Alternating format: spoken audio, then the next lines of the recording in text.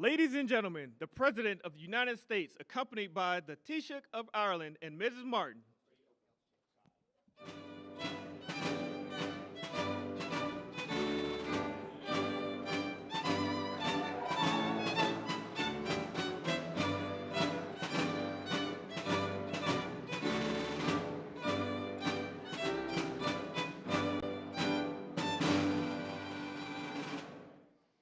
Well, thank you very much. It's a great honor.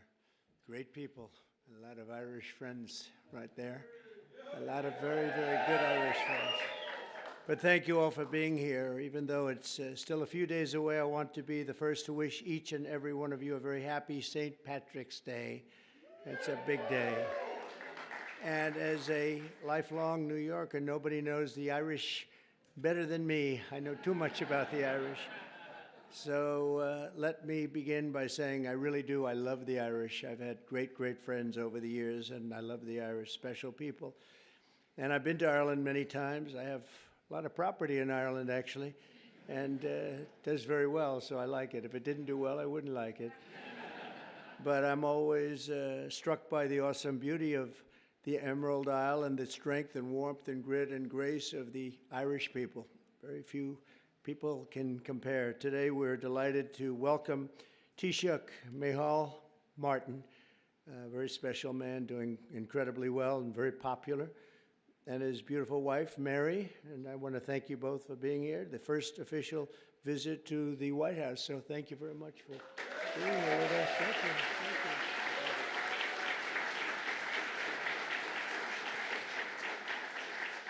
I also want to extend a special welcome to Ireland's ambassador to the United States, Geraldine Boom. And you, where are you, Geraldine? There you are, Geraldine Byrne Nation.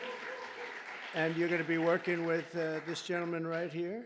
He's a very great golfer, one of the best golfers that you'll ever see.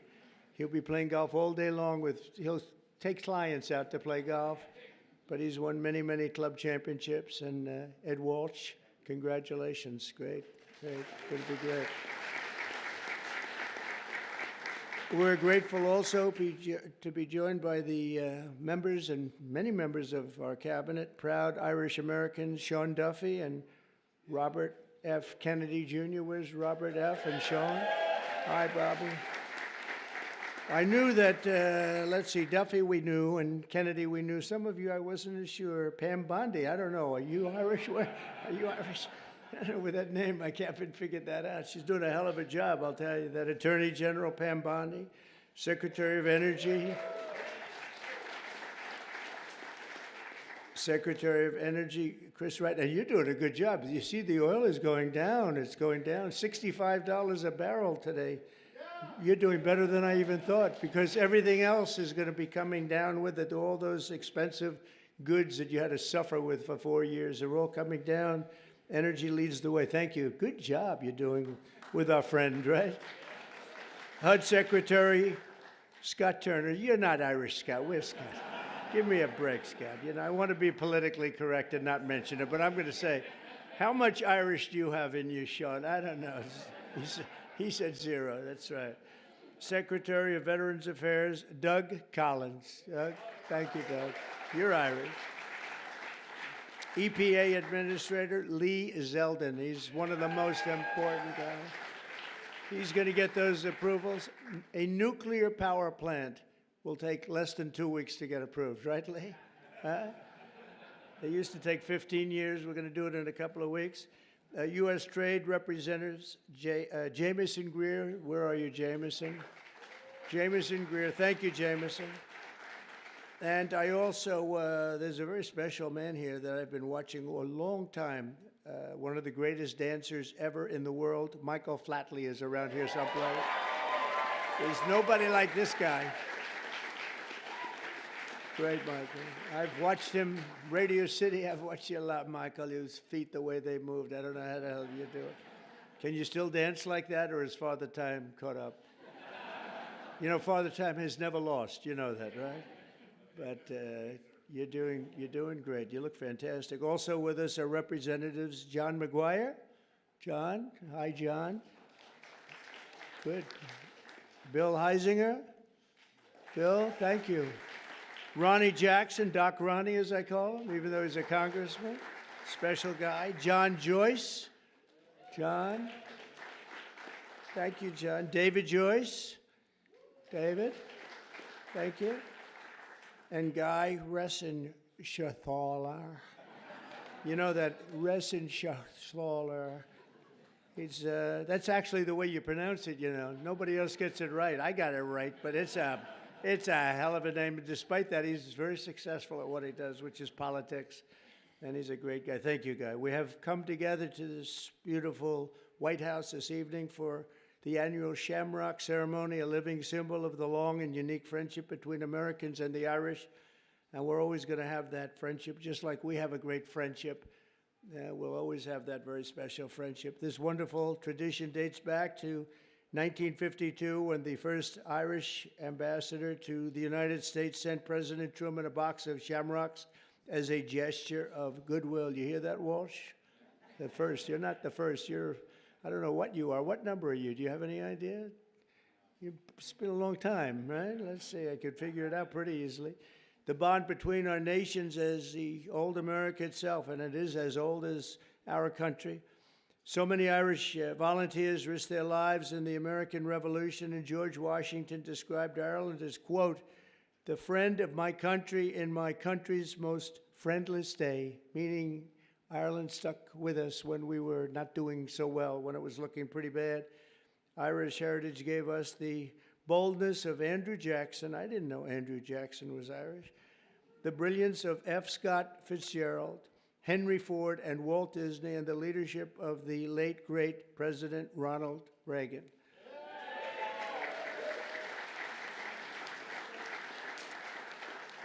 It was men and women of Irish descent who built the hallowed halls of Notre Dame University. Notre Dame is great. What a great place. The legend of the Boston Red Sox and the golden arches of McDonald's. That's right. Today, 1 in every 10 Americans trace their roots back to the old country. We're discussing, we have 5 million people living in Ireland, but we have 35 million people living here, right, of Irish descent. That's a pretty interesting statistic. I was looking at all these great dancers over here. You are very beautiful. Are you all great dancers, right? Look at that. Young, great dancers. Wow. That's great.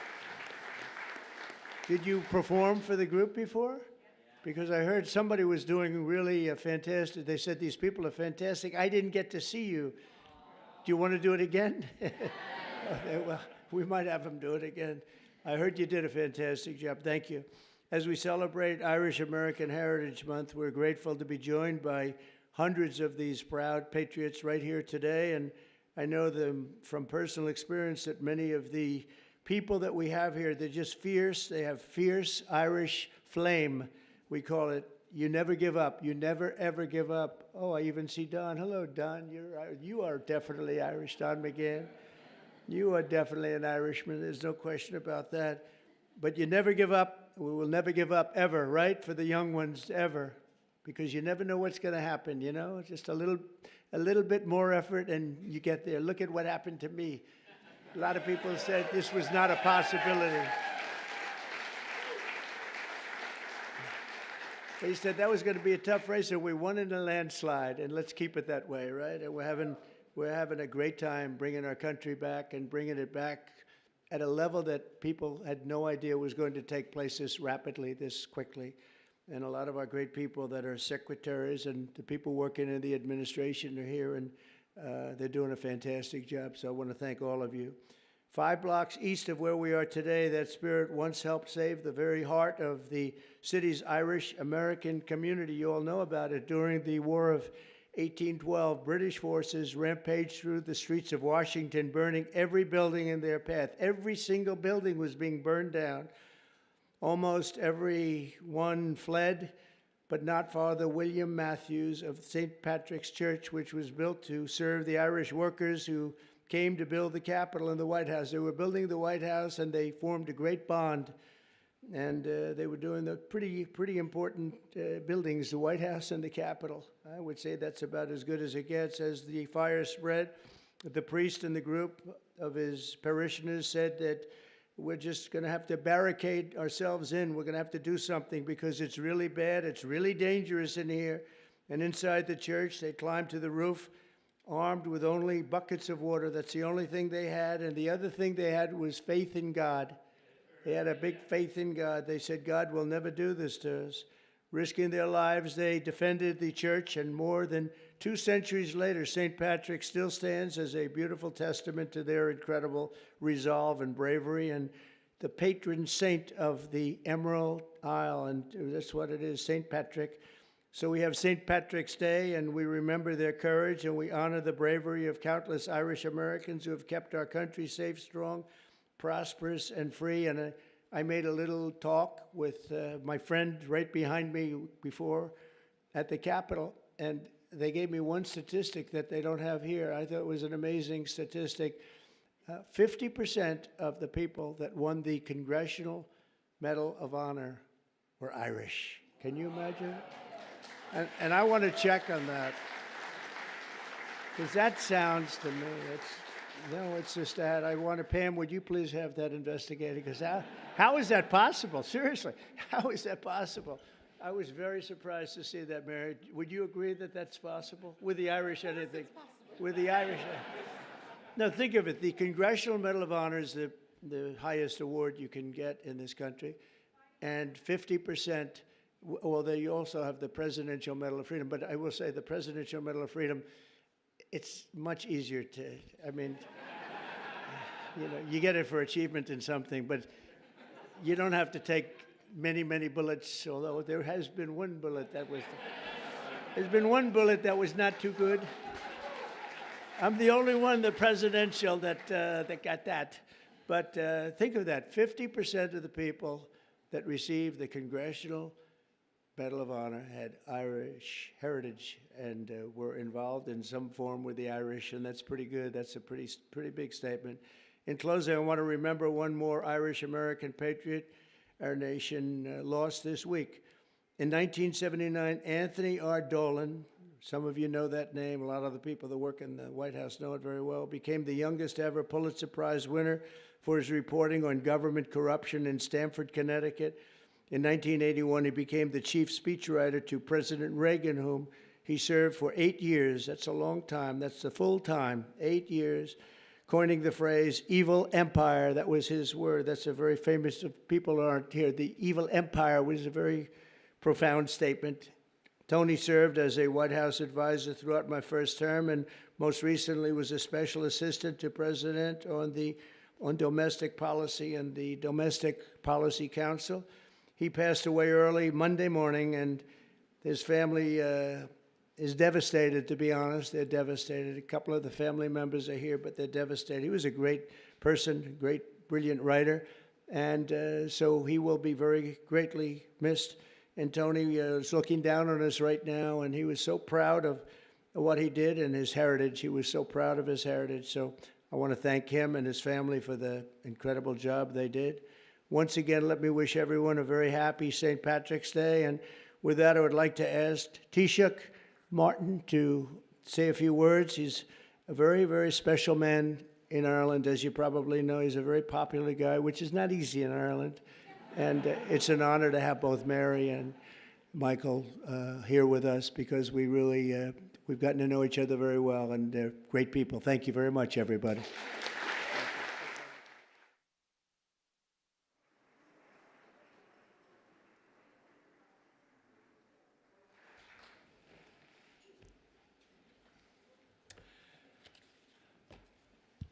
President Trump, distinguished guests, it is a singular honour to represent the people of Ireland as we gather to celebrate St. Patrick's Day. The time-honoured tradition of the Shamrock Bowl ceremony is an important moment to reflect upon the relationship between our two countries. Mr. President, as you said on an earlier St. Patrick's Day, and I quote, "Through trial and triumph, ups and downs, thick and thin, the extraordinary Irish people have stood by America's side, and America will always stand by theirs." Our peoples have stood side by side for a long time. And next year, the United States marks the 250th anniversary of the Declaration of Independence. Of the 56 signatories of that historic document, 3 were born on the island of Ireland, and many others were of Irish descent. Since then, Irish America has been at the heart of shaping this great nation. The ideals of liberty, democracy, and equality of opportunity forged in this country did much to inspire Irish independence. Our histories are interconnected because our people are interconnected. Today, as the President has said, more than 30 million people claim Irish ancestry in the United States. Those who came to America seeking refuge from poverty and hunger at home worked hard. They helped build the railroads that connected this country and the skylines that defined it. Others served their communities and their adopted home as firefighters, teachers, nurses, doctors, policemen, and soldiers. Irish people can now be found in almost every industry and community across the United States. Mr. President, Irish Americans have lived the American dream.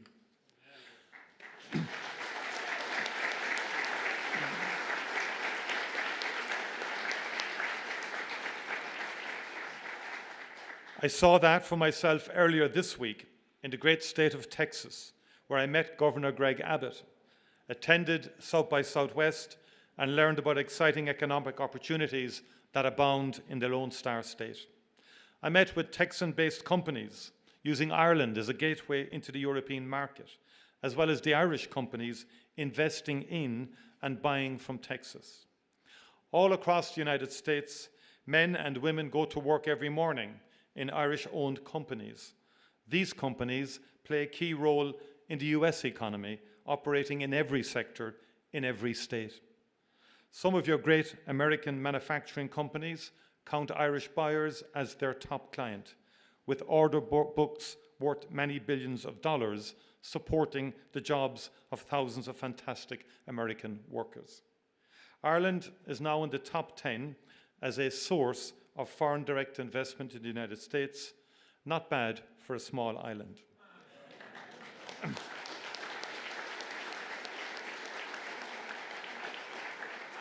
Ireland likes to trade with the United States, and the United States likes to do business with Ireland because we are strong and reliable partners.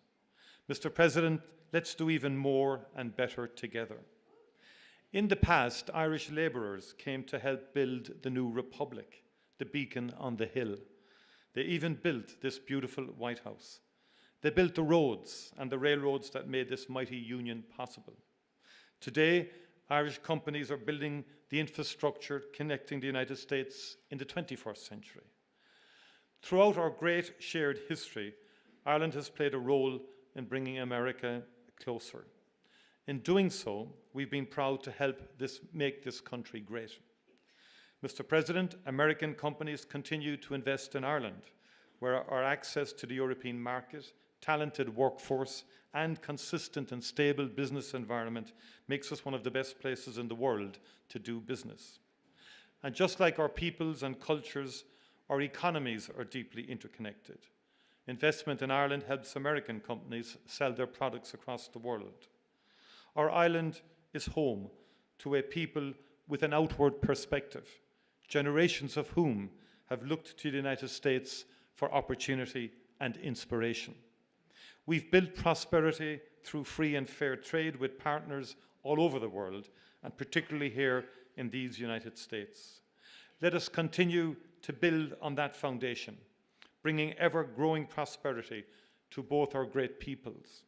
Let us continue to work together to make sure that we maintain that mutually beneficial two-way economic relationship that has allowed innovation and creativity and prosperity to thrive. Mr. President, on St. Patrick's Day in 1981, in this House, President Ronald Reagan spoke of a just and peaceful solution to the conflict in Northern Ireland. And that was the start of an extraordinary journey. 17 years later, after enormous effort and commitment and dialogue and disagreement and sheer perseverance, we signed the Good Friday Agreement. We signed a just and lasting peace into being. And the United States of America was at the very center of that magical moment of hope and inspiration. Successive presidents, Republican and Democrat, cared enough to put in the late nights, the persuading, the cajoling, the negotiating, the encouraging, the influencing. And Mr. President, 3,720 people were killed in that conflict, and close to 50,000 people were injured. In per capita terms, that's many millions of Americans. And just imagine that for a moment in terms of the scale of what happened. It was the support of the United States of America that was essential in bringing that to an end. One of the greatest achievements of American foreign policy, with heartfelt commitment from both sides of the aisle. The story of peace in Ireland is one that we wrote together. We know building peace is a difficult and painstaking task, but when the mighty United States of America puts its shoulder to the wheel, there is no mountain it cannot move.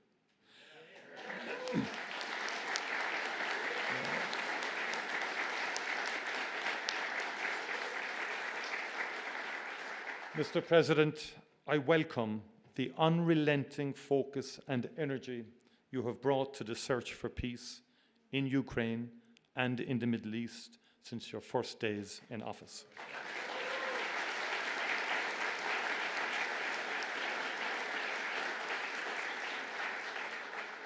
In my view, there is nothing more noble, President, than the pursuit of peace, and this is what you are doing.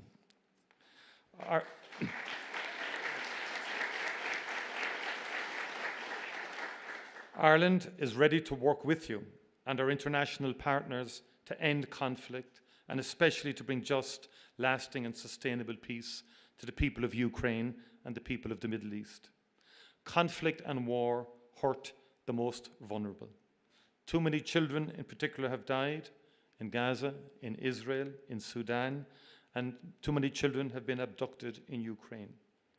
Let us together never cease to strive for peace, prosperity, and opportunity for all the world's children. That would be an extraordinary achievement for the transatlantic relationship and an extraordinary legacy for the ages. Mr. President, County Clare is one of the most beautiful places on this earth. And Doonbeg is one of its finest jewels. One of Ireland's finest poets, and we've had a few, as you know, wrote of the beauty of County Clare along the flaggy shore in September or October, when the wind and the light are working off each other. And Heaney wrote of how Ireland can catch the heart off guard and blow it open. I have been to that part of Clare, and I know that that is true. Mr. President, I hope that we can welcome you to Ireland soon to catch your own heart off guard. You know better than anyone the beauty of Doonbeg, a place that would take anyone's breath away. Gorv Mila Amahagut, Banachdi na Fela Podrig Oruv Galer. Thank you very much indeed, and happy St. Patrick's Day to you all. Thank you.